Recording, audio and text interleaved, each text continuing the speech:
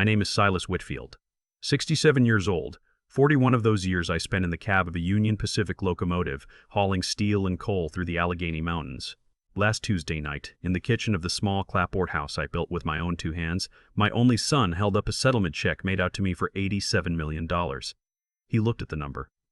His wife looked at the number. Then they both looked at me. And about 12 minutes later, they shoved me out the back door into wet November snow without so much as a coat. They thought it was over. They thought the old engineer was finished.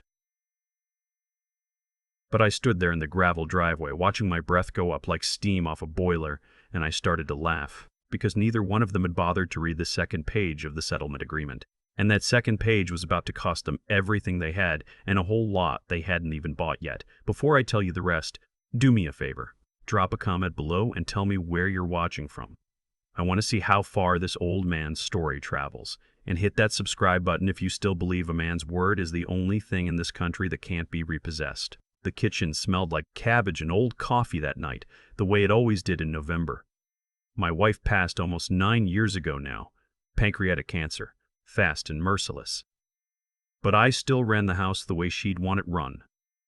Floors swept. Coffee on at 5. The little ceramic rooster she bought at a flea market in Greensburg still sitting on top of the refrigerator, looking down at me like he was about to tell me something. My wife's name was Maeve. The rooster was hers. The cast iron pan on the stove was hers. The cast iron pan on the stove was hers. The whole feel of the place was hers. I just lived in it. My son had come over with his wife around 6. They'd been showing up more often the last few months, since the lawyer first started talking about the settlement, but I didn't think much of it back then. I figured they were finally coming around. He brought his wife with him every time, and I noticed she'd taken to walking through the rooms, slow, looking at the moldings, the built-in bookshelves I'd put in myself. The winter Maeve was pregnant. I should have noticed what she was doing. She wasn't visiting, she was appraising. The check came in the afternoon mail, certified. $87 million and some change, made out to the law firm's escrow account with my name listed underneath. I'd called my son the second I read it because that's the kind of news a man wants to share with family. I told him to come over. I told him to bring his wife. I told him I'd order a pizza from the place on Brownsville Road because it felt like a pizza kind of night. I should have ordered the pizza for one. They came through the front door grinning like they'd already heard it. My son hugged me, which he hadn't done since his mother's funeral. His wife kissed me on the cheek.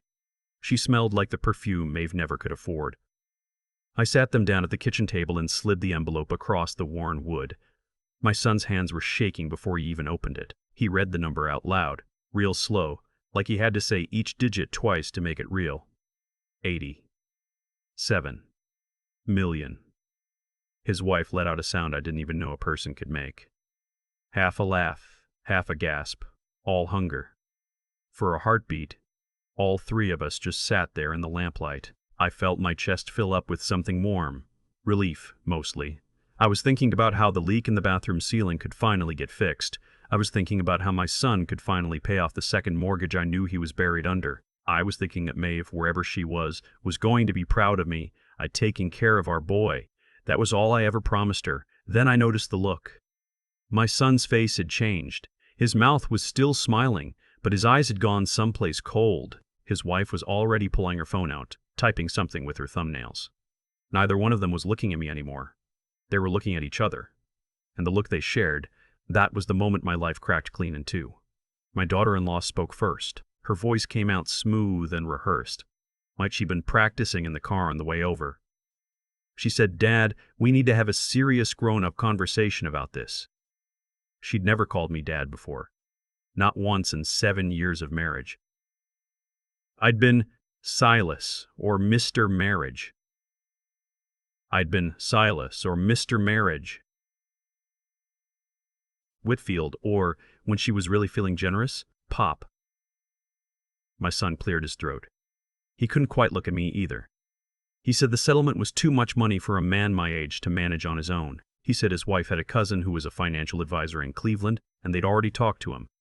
He said the smart move was to put the money under their names, in a trust they'd set up, so the IRS wouldn't come after me. He said it like he was reading instructions off the side of a paint can. I told him I had a lawyer. I told him the firm had a whole team for exactly this. I told him the money was already in escrow, and that it didn't need anybody but me to manage it. That's when his wife stood up, real slow. She walked over to the refrigerator, took down the little ceramic rooster, and held it in her hand like she was thinking about whether it was worth keeping. Then she said, "Silas, this house isn't yours anymore, remember?" My stomach dropped clean through the kitchen floor. About 2 years ago, I'd had a heart episode at the Sheets on Route 51. Felt like an elephant sitting on my chest.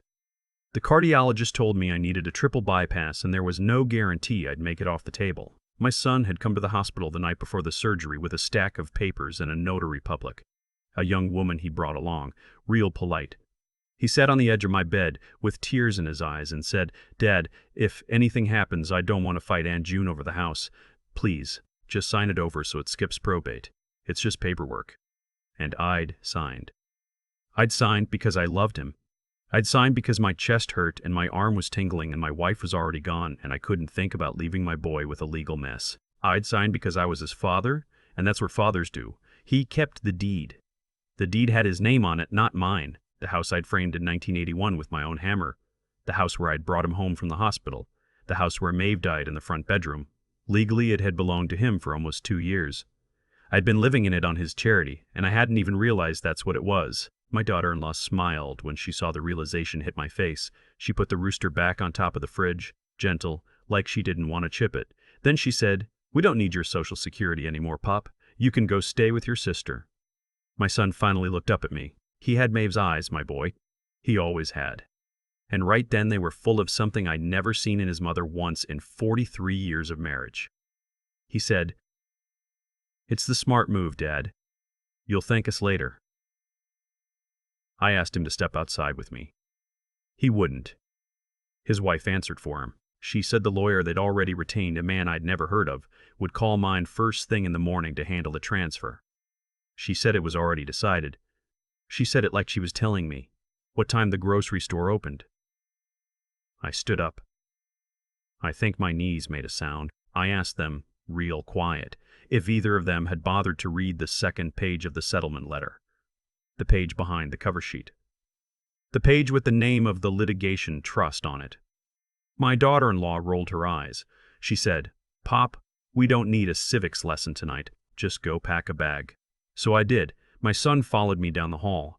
He stood in the bedroom doorway while I put 2 shirts and a pair of khakis into the green canvas duffel I used for Steelers tailgates. He didn't help. He didn't speak. He just watched. When I picked up the framed picture of his mother off the dresser, he said, "Leave that. It's part of the house." I left it. I made myself leave it. I walked past him with the duffel over my shoulder, and his wife already had the back door open. The cold came in like somebody had thrown it from a bucket. There was a thin slick of November snow on the steps. I didn't have my coat. I didn't have my pills. I didn't have anything except $87 in my wallet and a flip phone they hadn't thought to take. The door shut behind me. The deadbolt clicked. I heard my daughter-in-law laugh, really laugh, through the door. Not a giggle. A whoop. The kind of sound a woman makes when she's just won something at the casino. I stood there in the driveway. The motion light went off. The kitchen window glowed yellow and warm above me, and through the curtain I could see them already on their phones, pacing around, arms going up. Celebrating. In my kitchen. On my linoleum. The snow was coming down sideways. My hands started to shake. Not from the cold exactly, from something deeper. I thought about Maeve dying in that front bedroom. I thought about her holding my hand and whispering, "Take care of our boy, Silas. Promise me." I thought about every double shift I'd worked, every Christmas I'd been on a train somewhere outside Altoona because the overtime would cover his braces. I thought about the time I sold my father's pocket watch, the one thing my father ever gave me, to pay my son's deposit on his first apartment when he moved out of the dorms. And I thought about the second page of the settlement letter. The settlement wasn't mine. Not all of it. The check was made out in my name, sure, but the second page named me as trustee. Trustee for the Allegheny Brotherhood. Asbestos Litigation Trust. 9 names on that trust. 9 railroad men. All of us diagnosed with mesothelioma in the last decade because Union Pacific had used asbestos brake pads on the freight cars right through 1994, and the company knew the whole time and didn't tell us. I'd been trustee for 15 years. The trust had been notarized in 2010 at a kitchen table in Monison, witnessed by a lawyer named Eustace Hargrove, may he rest in peace. 9 men, 9 signatures, 1 document filed with the Allegheny County Recorder. Any settlement we won, we split 9 ways. That was the deal. We'd shaken on it before we ever signed it. My son didn't know. My daughter-in-law didn't know. The lawyer they'd hired didn't know either because he hadn't read past the cover sheet. $87 million. Divided by 9. That was the money. That was the only money, and it wasn't mine to give away even if I'd wanted to.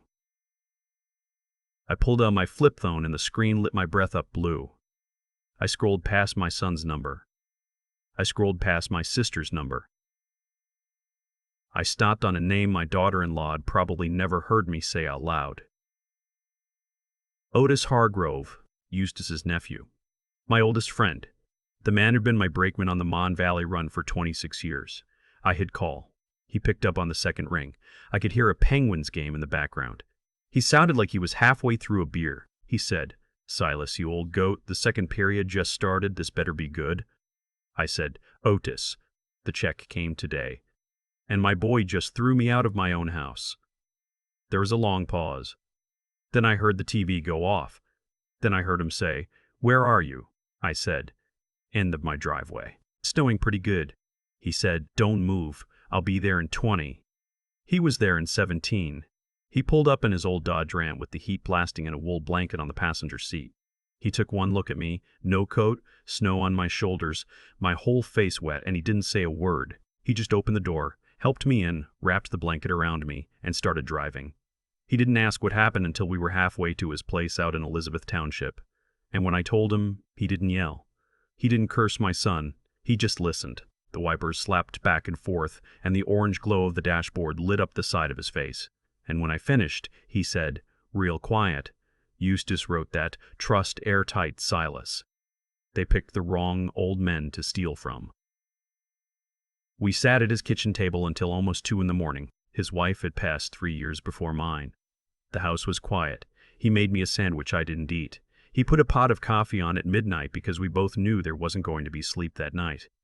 Around 1 a.m., he picked up his phone, scrolled through his contacts, and dialed a number. He put it on speaker. A young woman's voice answered, sharp even through the static. "Uncle Otis, it's 1 in the morning." He said, "Yolanda, baby, we have a situation. I need your daddy's old binder, the one labeled Brotherhood." There was a pause on the other end. Then she said, "How much?" He said, 87. Another pause. Then she said, very clearly, "I'll be at the office at 7 a.m. Bring him in." That's how I met Yolanda Sinclair. Her office wasn't downtown. It was in a converted brick row house in Lawrenceville, 3rd floor, with a narrow staircase and a hand-painted sign on the door.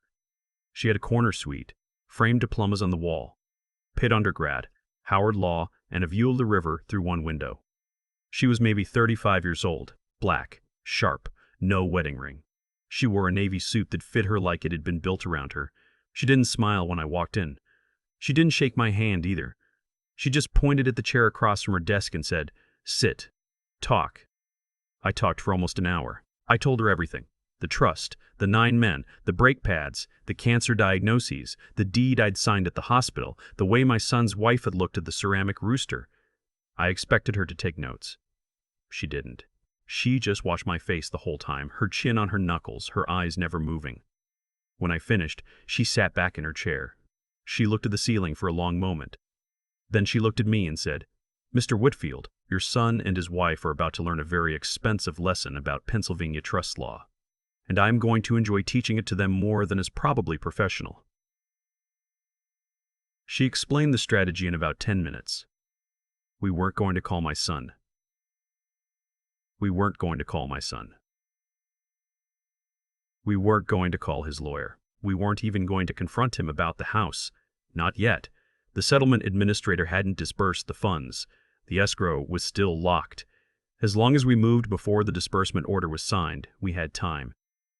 She wanted 3 things. She wanted the original notarized trust agreement, which her father had drawn up and which was sitting in a safe deposit box at First National of Pittsburgh under Otis's name. She wanted the meeting minutes from the Brotherhood, 15 years of them, which I'd been keeping in a binder in my hall closet, the one I now couldn't get into. and she wanted death certificates for 2 of the original 9, both of whom had passed before the settlement came through, so he could formally substitute their estates in. Most importantly, she wanted us to let my son keep posting on social media. His wife, she said, tapping the desk with one fingernail, looks like the type who's going to make our case for us. Let her cook. She was right. By Thursday, my daughter-in-law had posted a picture of herself sitting on my front porch swing, the swing I'd built for Maeve our second summer in the house, holding up a champagne flute with the caption, "New chapter, new view." By Friday, she posted a video of her and my son walking through a builder's model home in Cranberry Township, talking about which bedroom would be the home theater. By Saturday, they'd taken delivery on a new Cadillac Escalade in white. My son sat in the driver's seat in the leather jacket I'd never seen before. The caption his wife wrote read, "He worked hard for this. Long time coming." He'd worked at a Verizon store for 9 years. He hadn't worked for any of it. By Sunday, they've thrown a party. In my backyard, the same backyard where I'd built Maeve a raised garden bed for her tomatoes, where I'd buried our Cocker Spaniel under the dogwood tree. There were 40 people I didn't recognize standing in the grass with red Solo cups. Somebody had hung paper lanterns from my pergola. My daughter-in-law posted a video of herself dancing on the patio I poured myself one Memorial Day weekend in 1993. The video had 9,000 likes by Monday morning. Yolanda watched all of it. She saved all of it. She had a paralegal, a quiet young man named Thomas, making screenshots and time-stamping every post. Every champagne flute, she told me, is another bar on the cage. Meanwhile, Otis and I were busy. We drove out to the bank in Monessen and opened the safe deposit box. The trust agreement was inside, sealed in a manila envelope his uncle had placed there in 2010. I held it in my hands and I felt my chest go tight all over again. 9 signatures. 9 men. 5 of us still living. 2 who'd passed and left widows. 2 whose estates had passed to their kids, all of us asbestos victims. All of us railroad men. The agreement was 3 pages, single-spaced, typed on a Selectric typewriter and notarized by Eustace himself. Yolanda took the original. She had it scanned, certified copies made, and the original placed in her firm's vault. Then she got to work. She called the settlement administrator on Monday morning. By Monday afternoon, the disbursement was frozen pending review of competing trust documentation. The administrator's office sent a formal letter to my son's lawyer, the man my daughter-in-law had hired off a billboard on the Parkway East, informing him that the funds would not be released until the matter was resolved. I learned later that my son's lawyer's name was something like Brett Buckley-esque, and that he had a sign on the Parkway East with his face on it. Yolanda described him to me later as the kind of attorney who shows up to court in a tie that lights up. Brett called my son. My son called the settlement administrator. My son screamed at the settlement administrator. The settlement administrator told him to have his lawyer call our lawyer. Brett called Yolanda. Yolanda told him to drive to her office at 3 p.m. on Wednesday and bring his clients with him. He did. The conference room was on the 3rd floor of her row house in Lawrenceville. Yolanda had picked it deliberately. No marble. No glass. Just a narrow brick room with exposed beams, an old oak table in the middle, and a window that looked out over a parking lot. It was meant to feel like a kitchen table. It was meant to feel exactly like the kitchen table where my son had thrown me out. Otis sat to my left. He wore a tie, which I'd only ever seen him wear at funerals. Yolanda sat to my right. She had one folder in front of her. Just one. They came in 7 minutes late. Brett first, in a navy suit with the tag still on the sleeve. Then my daughter-in-law, in a white dress that had no business being worn before Easter, holding a designer purse on the crook of her arm. Then my son. He stopped in the doorway when he saw me. For just a second, his face went the color of an old sheet. Then his wife touched his elbow and he straightened up and walked in. He sat across from me. He couldn't look me in the face. He stared at the table. His wife sat next to him with her chin up, her jaw set, and her eyes already daring anybody to challenge her. Brett opened first. He had that loud, performative voice that lawyers use when they want everybody in the room to remember they're a lawyer. He said his clients were the legitimate beneficiaries of an $87 million settlement. He said our trust claim was opportunistic. He said we were trying to extort a grieving family. He used the word grieving. About them. About the people who'd put me out in the snow. He said if we didn't withdraw our claim, his clients were prepared to file a countersuit for emotional distress and tortious interference. Yolanda let him talk for almost 4 minutes. She didn't move. She didn't blink. She didn't write a single thing down. When he ran out of words, she opened her folder, She slid the trust agreement across the table. She said, real quiet, "This document was notarized on April 3, 2010. It establishes a litigation trust on behalf of 9 current and former Union Pacific employees, all suffering from asbestos-related illness contracted during the course of their employment. The trust names Mr. Silas Whitfield as sole trustee. The trust further specifies that any and all settlement proceeds related to the underlying asbestos litigation are to be deposited into a designated escrow account and disbursed pro rata to the named beneficiaries and their estates." She paused. "The settlement check your client received was made out to Mr. Whitfield in his capacity as trustee. That capacity is denoted on page 2 of the settlement letter, which I assume you've read." Brett hadn't read it. I could tell from the way his Adam's apple jumped. She slid another document across the table. A copy of the second page of the settlement letter. The page my son and his wife had skipped. The page that said right at the top in plain black ink, "Payable to Silas Whitfield, Trustee, Allegheny Brotherhood Asbestos Litigation Trust." My daughter-in-law made a sound. Just one. Like she'd been kicked in the stomach. Yolanda kept going. She slid across the meeting minutes. 15 years of them, handwritten, with all 9 signatures on every page. She slid across the death certificates of the 2 members who'd passed. She slid across letters from the surviving widows and the adult children of the deceased, all of them naming me as their authorized representative and trustee.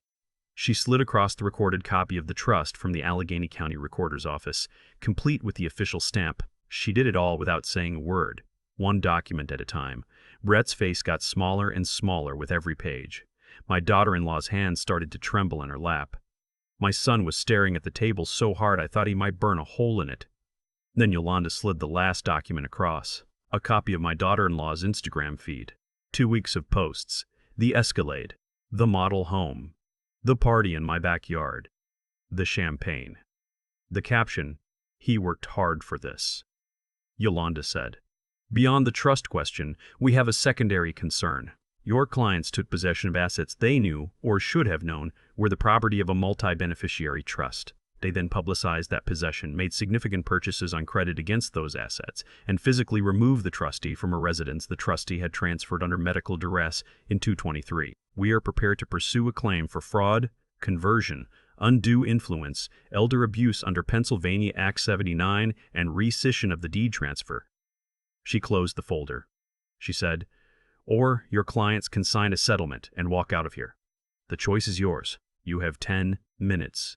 Brett didn't even take 10 minutes. He didn't even take 10 seconds. He turned to my son and said very quietly, "I am stepping outside. When I come back in, you are going to sign whatever this woman puts in front of you. If you don't, you will spend the next 2 years of your life in a courtroom, and you will lose every single thing you have ever owned, and possibly your freedom. Are we clear?" My son nodded. He still hadn't looked at me. Brett left. The door clicked shut. That was when I spoke for the first time. I looked across the table at my boy. I looked at the soft spot on his forehead where I used to kiss him goodnight when he was 4. I looked at the cowlick he'd inherited from his mother. I looked at the wedding ring he was wearing on his left hand, and I thought about the day his mother gave him her father's silver band and told him to save it for the right girl. I said, "Son, did you ever read the second page?" He shook his head once. Slow. He still wouldn't look up. I said, "Your mother asked me to take care of you." That was her last sentence. The very last thing she said to me before the morphine took her under. Take care of our boy. I slid the second page closer to him. I said, "I have been taking care of you your whole life. I worked doubles for your braces. I worked the Christmas run for 9 years straight so we could afford the band trips. I sold my father's pocket watch for your first apartment deposit. I signed the deed to my own house over to you on the night before open heart surgery because I trusted you with everything I had left in this world, and the first chance you got, you put me out in the snow." His shoulders started to shake. His wife reached for his hand. He pulled it away. I said, "I am not going to press charges. Not because you don't deserve it. You do. But because your mother is buried out at St. Stanislaus, and I have to face her someday, and I cannot tell her that her boy went to prison. So you are going to sign this paper. You are going to vacate my house by Sunday. The deed is going to be transferred back into my name. You are going to keep nothing that came from that check. And then you and I are going to take a long break from each other. Maybe permanent. That part is up to you." He finally looked up. There were tears running clean down his face. His wife was crying too, but hers were the loud, angry kind. His were silent. He whispered, "Dad, I'm sorry." I said, "I know you are. Today, we'll see about tomorrow." He signed. Brett came back in. He read the agreement. He signed as counsel. My daughter-in-law signed last, with a hand so shaky her name came out looking like a child's. They stood up. They left. They didn't say goodbye. The whole thing took 41 minutes. The settlement administrator released the funds on a Thursday in March. The money went into the trust escrow first. From there, Yolanda's office dispersed the 9 shares, to me, to 4 other living Brotherhood members, to 2 widows, to the adult children of the other 2. 9 envelopes, 9 certified checks. 9 men's lifetimes of work, finally honored. My share came to a little over $9.5 million after fees and taxes. I didn't buy anything. Not at first. I moved back into my house. My son and his wife had cleared out by the time I got there, taken everything that wasn't bolted down, which was their right, I suppose, and I lived in it the way Maeve and I had always lived in it. I fixed the leak in the bathroom ceiling myself. I bought a new ceramic rooster at the same flea market in Greensburg where Maeve had bought the original. I put it on top of the refrigerator, and I had a long, quiet conversation with my wife about what to do with the money. She didn't answer exactly, but I figured it out. The Maeve Whitfield Veterans and Workers Resource Center opened 22 months later on what would have been her 68th birthday. It sits on a corner lot in McKeesport, 3 blocks from where the steel mill used to be. It runs job training programs for laid-off industrial workers. It pays for legal aid for elderly residents facing deed fraud, which, it turns out, happens more often than anybody talks about. It runs a free mesothelioma screening clinic 2 Saturdays a month for retired railroaders and mill workers. There's a small garden out back with raised beds and tomato plants and a bronze plaque with my wife's name on it, sitting under a young dogwood tree. I used every last dollar of my share. I didn't keep any of it for myself. I went back to living on my pension and my Social Security and the money I'd been living on before any check ever came. It was enough. It had always been enough. On the day of the dedication, the mayor came. 2 state representatives came. About 300 people from the neighborhood came. Otis stood next to me at the podium and held my elbow when my voice started to go.